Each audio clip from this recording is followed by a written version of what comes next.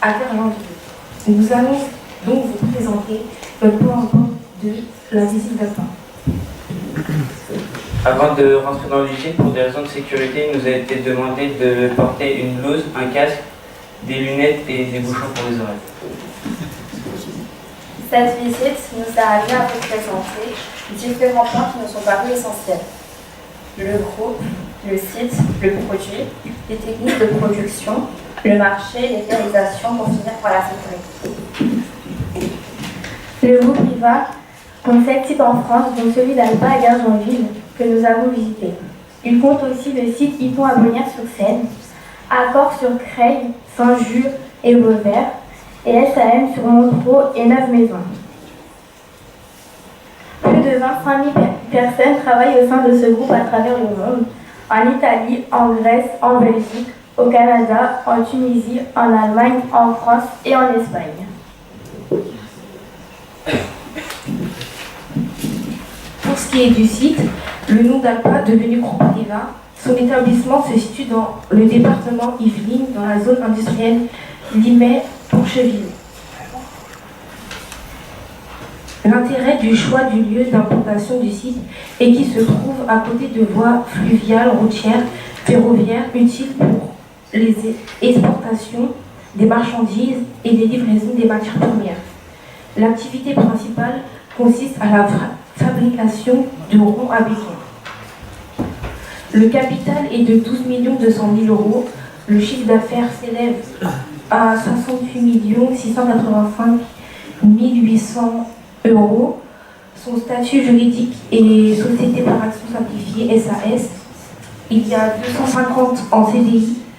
Alpa a mis l'accent sur une politique d'information poussée des jeunes. Pour ce qui est de l'histoire d'Alpa, en 1973, après avoir acquis une parcelle de 14 hectares à Porcheville, l'industriel Otto Lazare décide de développer une activité de fabrication de ronds à béton.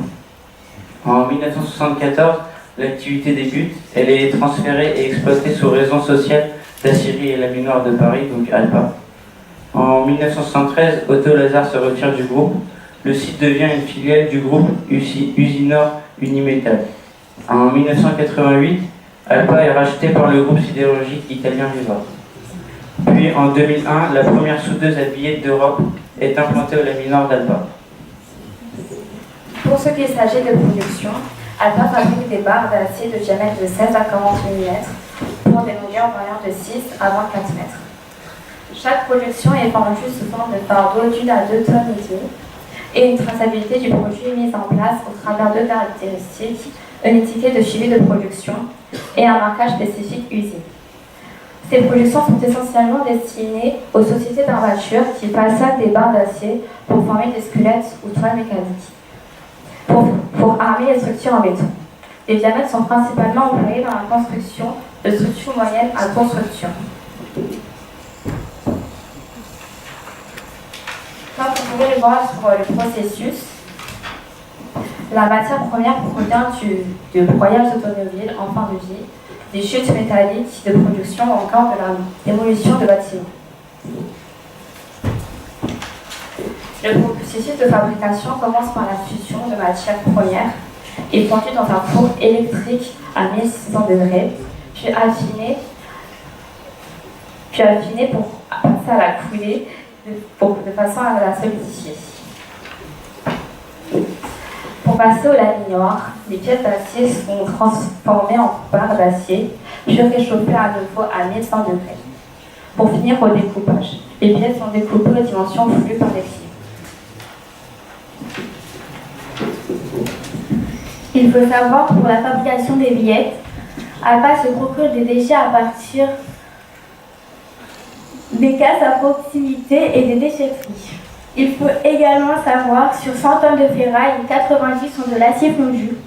Il y a donc une paire de 10 tonnes qui est exploitée au sein de l'usine à d'autres fins.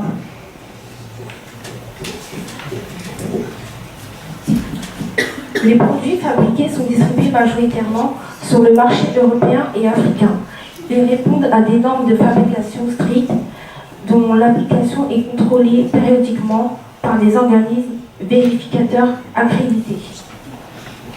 En effet, les principaux Clients d'Alpa sont France, Italie, Belgique, Tunisie, Canada, Allemagne, Espagne et la Grèce. C'est une entreprise qui vend à l'international.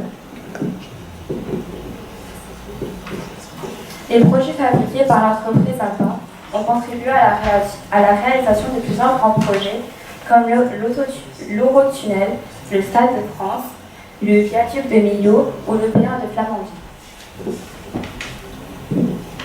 Pour ce qui est de la sécurité, des procédures strictes et rigoureuses sont mises en place.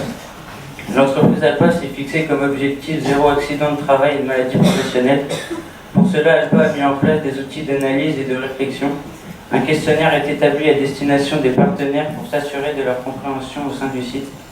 La priorité est donnée à la formation du personnel pour les méthodes de travail, à l'évaluation et la réduction des risques professionnels et au respect des règles de bonne pratique au sein du groupe comme le port de protection, donc les mêmes qu'on a eu, un casque, des bouchons d'oreilles, des lunettes et une blouse.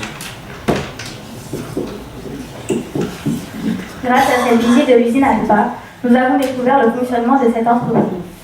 Nous remercions tous les membres de l'entreprise Alpa pour nous avoir accueillis au sein de leur entreprise et nous avoir permis d'en comprendre le fonctionnement. Un grand merci également à notre professeur principal, Madame Van Place, et notre proviseur, Monsieur Bachra.